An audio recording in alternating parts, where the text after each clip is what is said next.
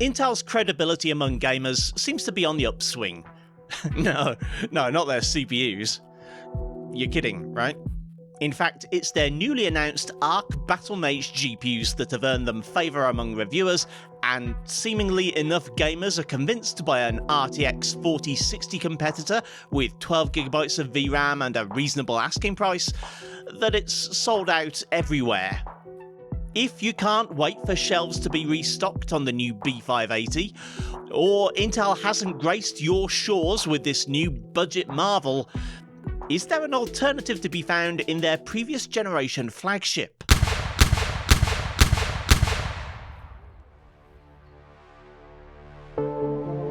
This video was brought to you by AliExpress and their Team Up cashback event.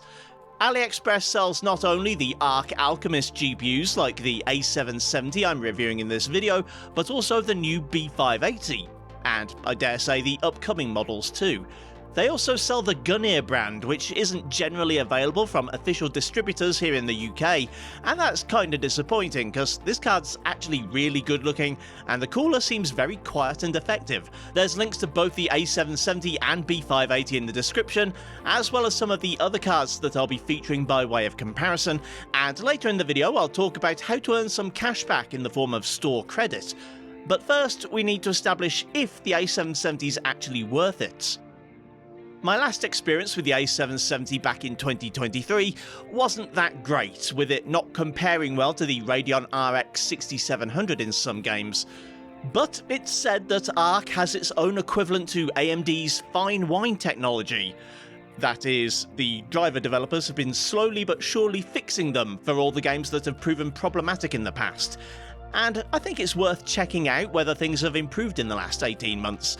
The drivers I'm using are the version on screen now, which were the latest available as of the 19th of December 2024. The test platform is the Ryzen 5 7500F with 32GB of DDR5, and resizable bar is turned on for all three GPUs being tested. Back in 2023, The Last of Us couldn't quite average 40 FPS at 1440 high last time I tested it out, which would put it a good 20% or so behind the 10GB RX 6750 GRE and the RTX 4060, both of which suffer stutters, but perform better overall.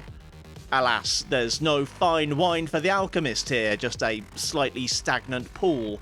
The average is unchanged from the last time I tested at 1440p high, but frame times are somehow worse. This is the second test run too, so it's not like it's something that gets better over time. The pattern is still visible at 1080p, and the average only climbs as far as 50 FPS. Spider-Man Remastered had a glitch last time I tried it out on the A770 where the game would periodically pause itself for a moment to load textures and high LOD models. I'd only seen this behaviour before with older CPUs and weird SLI graphics setups, so I assumed in this case it was a driver thing. However, despite the 18-month-long gap between benchmarks, I still saw two brief pauses during gameplay. It doesn't seem to happen as often as it did last time, but still I was pretty disappointed to see it happening again.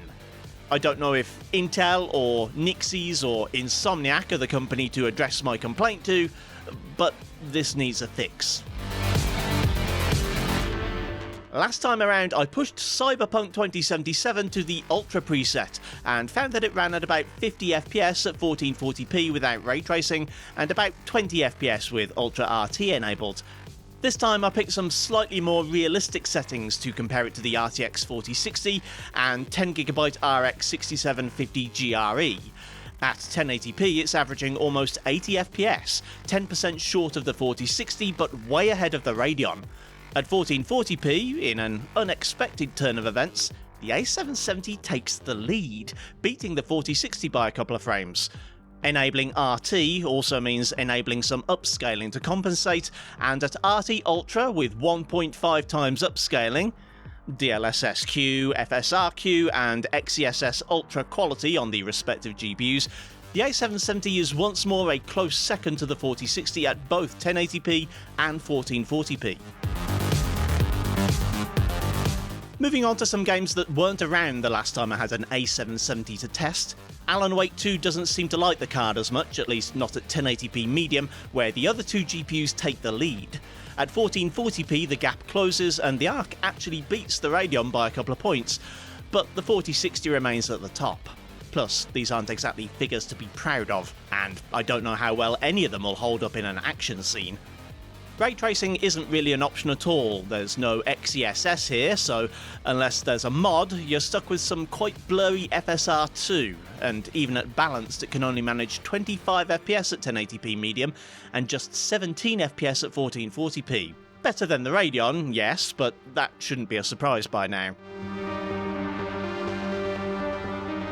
I was surprised to see the A770 fall into last place in Black Myth Wukong, at least with just the regular Commodore Garden variety Lumen ray tracing enabled. At 1080p the gap is pretty huge, with the sub 40 FPS average a good 20% below the Radeon card, but at 1440p that gap shrinks to almost nothing. Meanwhile, with medium RT and 50% upscaling, the A770 leaves the Radeon in the dust at both 1080p and 1440p, although it still isn't even close to the GeForce.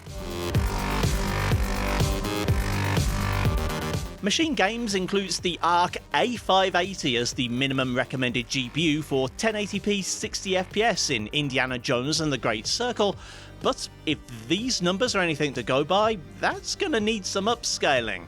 At 1080p low, I only saw 50fps from the A770, compared to 83 from the GRE and 90 from the 4060. Given the 16GB of VRAM, we should be free to choose higher settings, but the high preset drops to just 34fps, while the Radeon's only a little below the 60 mark. Maybe this'll change in time, maybe there'll be a driver update, but for now, I have to assume that this is just how bad it's going to be in this game. Let's take an RT break for a few games. God of War Ragnarok doesn't seem to care much for the Intel GPU, as it can't hit 60fps at settings the 4060 and 6750 GRE can handle fairly well. With 50fps at 1080p, it's far from unplayable, and it wouldn't take much fiddling to get the frame rate to the desired point, but that's still 15% or so behind the next nearest GPU. 1440p doesn't save it either, with the average dropping to just over 40fps. Have I stumbled across an anti-Intel conspiracy among Sony ports? Or are the Arc devs simply having trouble with running these games on Alchemist? Either way, Horizon Forbidden West is another disappointment for the A770, falling short of both of the other cards by about 20% at 1080p. The margin is less embarrassing at 1440p, but it's still a 10% gap between the Radeon GRE and the A770. Things aren't really any better on the Microsoft side of the fence. Starfield performs worse on the A770 than on either of the other cards, only managing 38fps at 1080p. Neither of the other competitors can reach 60fps at these settings either, but they're still head and shoulders above the Intel. This game isn't especially demanding on VRAM, so there's no advantage to be had at 1440p either, and while the A770 isn't unplayable at just over 30fps, you can do better. Ratchet and Clank Rift Apart is a game that can really make use of a 16GB frame buffer, and not just while ray tracing. At 1080p, the A770 beats the 8GB 4060, though the Radeon still wins overall. At 1440p, however, the Intel card takes the lead and is still over 60fps on average. Turning on RT once more requires upscaling to get decent frame rates, and that certainly worked out well, with all three GPUs capable of decent results at 1080p, but the Arc really gets to shine at 1440p. Weirdly, however, I had to use FSR with the Intel card, as the game refused to launch with XeSS. Stalker 2 was disappointing, but also a bit weird. The gap between 1080p and 1440p results was a lot smaller than I'd expected, with the 35fps at 1080p only falling to 30fps at 1440p. The other two cards saw a much greater difference between the two resolutions, closer to 25% rather than the 15% or so of the Intel. Perhaps this is an indication there's a bug or some optimization that could be done by either the game devs or Intel themselves that could fix it, but for the time being, Stalker isn't a good time on the A770. The A770 actually earns a recommendation from me in Star Wars Outlaws. Yeah, okay, nobody seems to like this game, but if you do, and especially if you've tried playing it with a VRAM limited GPU before, you'll know what a nightmare simply going into the menu can be. The 4060 might win the benchmark in terms of FPS, but it also takes 5 minutes to navigate the settings menu to change anything, and simply sprinting can turn the frame time graph into a 7 on the Richter scale. The A770 might be the slowest at 1080p and second place at 1440p, but you can sprint without issues and navigating the menu is a dream. Yes, the bar is that low, but the A770 clears it when the 4060 doesn't. Finally, a game that doesn't usually feature in my GPU reviews due to its inherently CPU limited nature, CS2 is worth mentioning simply because it's a DX11 game, and that's something Intel has had problems with in the past. While it can't be said to be a bad performer, the A770 does lag behind the competition here. At 1440 high without upscaling, the 150 FPS average is reasonable enough in a vacuum, but compared to the Radeon and GeForce cards, it's about 20% behind, and the 1% lows are kind of a disaster.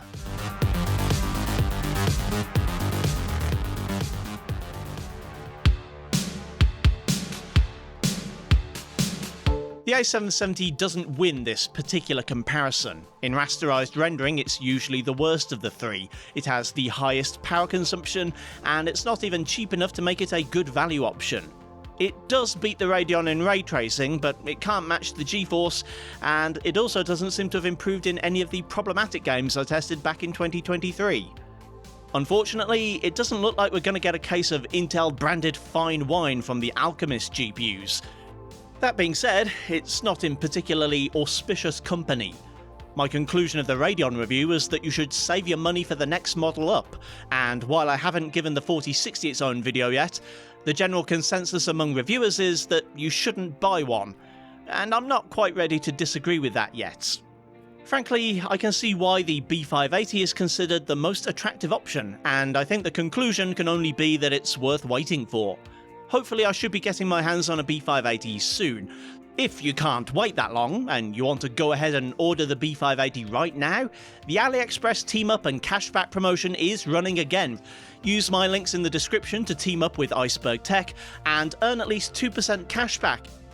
The more people who join the team and buy anything from AliExpress in that period, the more points we earn and the more store credit you'll receive, with the maximum reaching 10% if the team hits 80,000 points. The more you buy, the more you save. The more you buy, the more you save. Breaking news, use the codes on screen now for more discount on AliExpress. That's right, more discount.